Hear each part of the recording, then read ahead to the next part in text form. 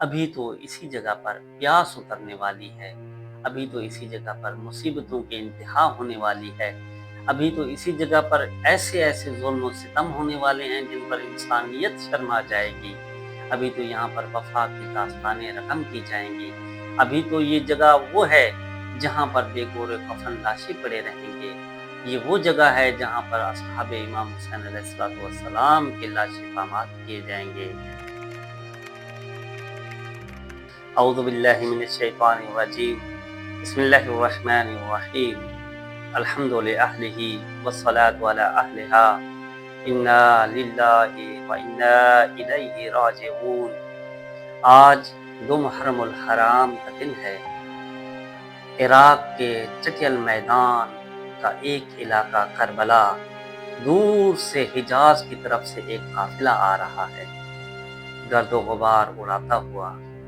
تھکے ہوئے لوگ جب کربلا کے قریب پہنچتا ہے تو یہاں پر اس قافلے کی منزل تو تھی کوفہ، یہ وہی کوفہ تھا جہاں پر یہ قافلہ ایک آس، ایک امید لے کر چلا تھا، یہ وہی کوفہ تھا جس کے رہنے والوں نے بارہا کئی خطوط لکھے تھے مولا امام حسین علیہ السلام کی خدمت میں، مولا آ جائیے، ہم آپ کی رہنمائی کے منتظر ہیں، ہم ظلم کے خلاف کھڑے ہوں گے، ہم آپ کا ساتھ دیں گے، ہم آپ کے ہر حکم کی اطاعت کریں گے، مولا ہماری ہدایت اور رہنمائی کرنا آپ کی ذمہ داری ہے، تشریف لے آئیے۔ لیکن امام حسین علیہ السلام نے ان خطوط کے جواب میں فوراً کوئی فیصلہ نہ کیا، بلکہ اپنے چچا زاد بھائی جناب مسلم بن عقیل علیہ السلام کو کوفہ کی طرف بھیجا تاکہ وہاں جا کر صورتحال کا جائزہ لے اور امام حسین علیہ السلام کو بتائیں کہ وہاں پر کیا صورت ہے۔ جناب امیر مسلم جب تشریف لاتے ہیں کوفہ میں تو عجیب منظر ہے، لوگوں نے گھروں کے دروازے کھول دیے، سینکڑوں لوگ جوق در جوق ان کی بیعت کرتے ہیں، اپنی حمایت کا اعلان کرتے ہیں، اپنی تلواریں اٹھا کر کہتے ہیں ہم آپ کا ساتھ دیں گے، اپنے مولا و آقا کو بلائیے۔ جناب امیر مسلم نے مولا امام حسین علیہ السلام کو خط لکھا کہ مولا تشریف لے آئیے، زمین ہموار ہے۔ لیکن اچانک وقت پلٹا کھاتا ہے، حکومت کی طرف سے ابن زیاد کوفہ کا گورنر بن کر آ جاتا ہے۔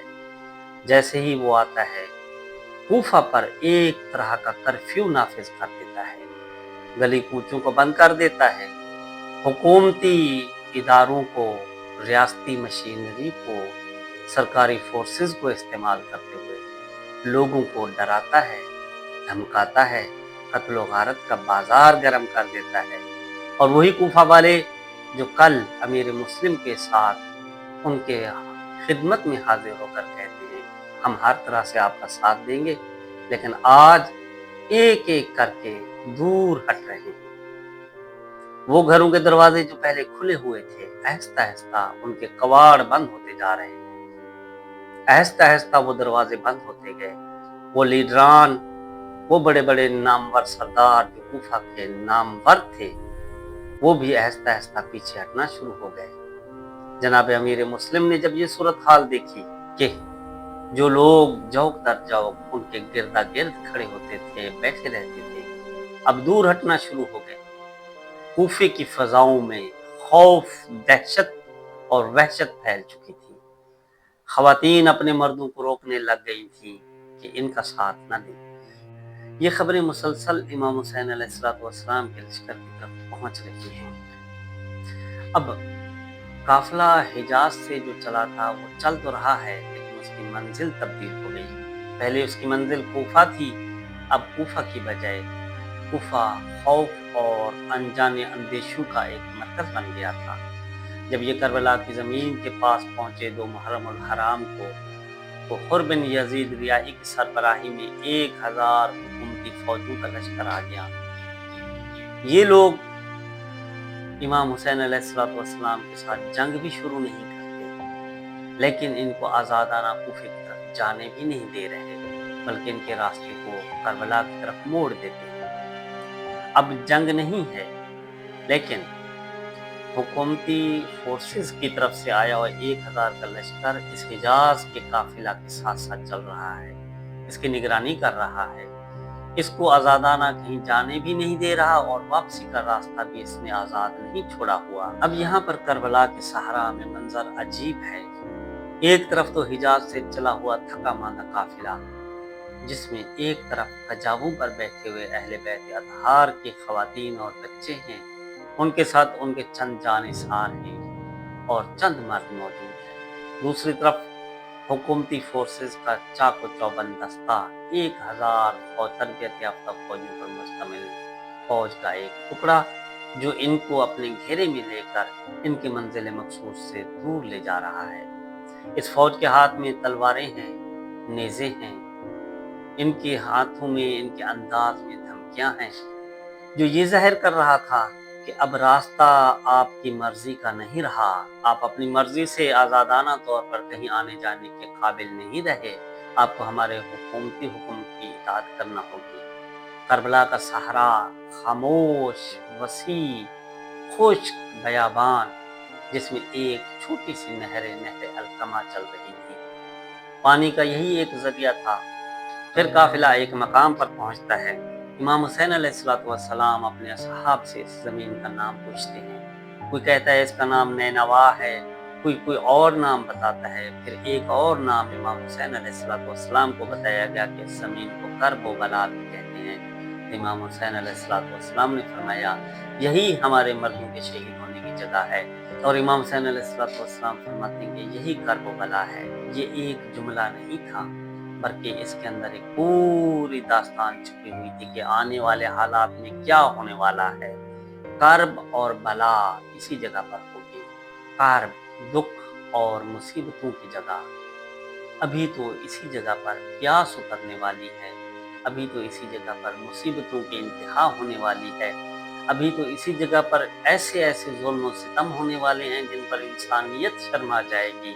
अभी तो यहाँ पर वफा की दास्तानें रकम की जाएंगी। अभी तो ये जगह वो है जहाँ पर बेगोरे कफन लाशें पड़े रहेंगे। ये वो जगह है जहाँ पर असहाबे इमाम हुसैन अलैहिस्सलाम के लाशें पामाद किए जाएंगे। इस जगह पर काफिला रुक जाता है।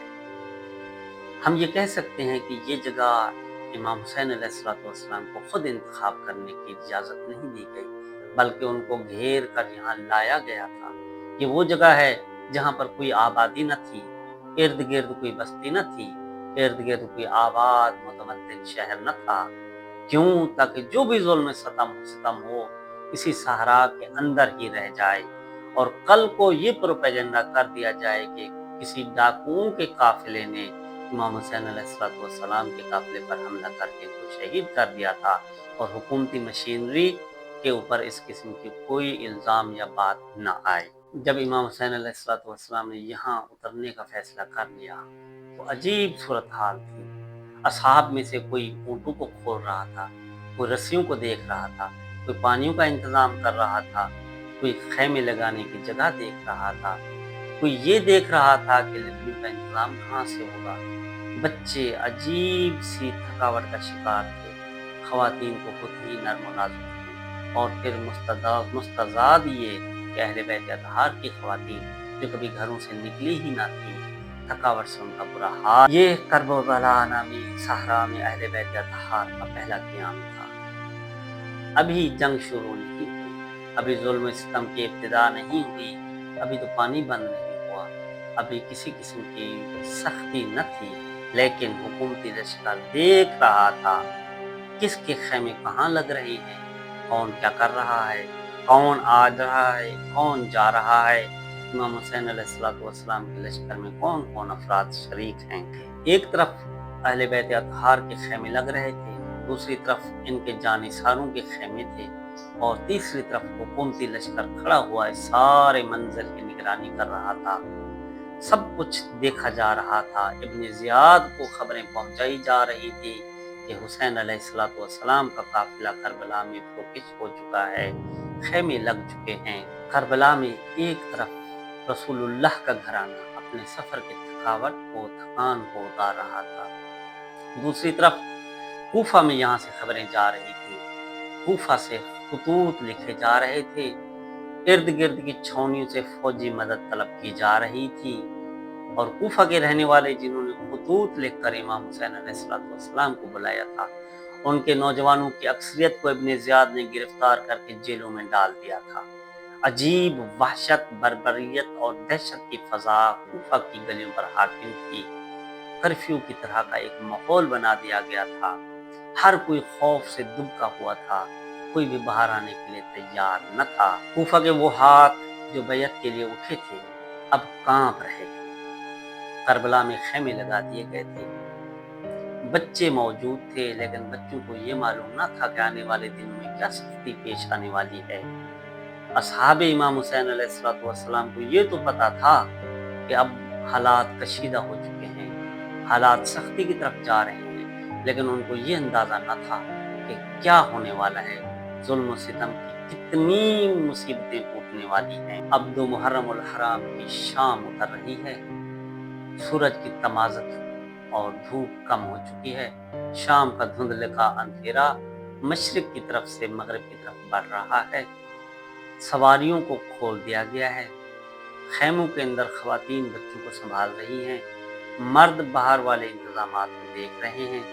पानी और महफूज रिहाइश का इंतजाम किया जा रहा है। हुरकर लश्कर इमाम हुसैन अलैहिस्सलाम के ख़याम से थोड़े से फासले पर मौजूद है। लश्कर हमला आवर नहीं हो रहा, लेकिन मुकम्मल तौर पर चौकस है, निगरानी कर रहा है। इस हुकूमती लश्कर में शामिल सिपाहियों को ये अच्छी तरह से मालूम है कि इन खैमों के अंदर कौन सी शख्सियात मौजूद हैं। इमाम हुसैन अलैहिस्सलाम जो जन्नत के जवानों के सरदार हैं, जिनका नसब बराह रास्त रसूलुल्लाह सल्लल्लाहु अलैहि वसल्लम से जाकर मिलता है, जिनके नाम का ये कलमा पढ़ते हैं। लेकिन एक तरफ ये एहतराम, दूसरी तरफ हुकूमती हुक्म, हुकूमती दबाव, हुकूमती प्रेशर। रात करीब आ रही है। इस खामोशी में हुकूमत मुंतज़िर है, लेकिन इमाम हुसैन अलैहिस्सलाम का मौक़िफ़ अटल है। मिस्ली ला युबायिउ मिस्लहू, मुझ जैसा यजीद जैसे की बैयत नहीं कर सकता, बैयत नहीं मिलेगी। सर अगर उतारना चाहो तो उतार सकते हो। वस्सलामु अलैकुम वरहमतुल्लाहि वबरकातुहू।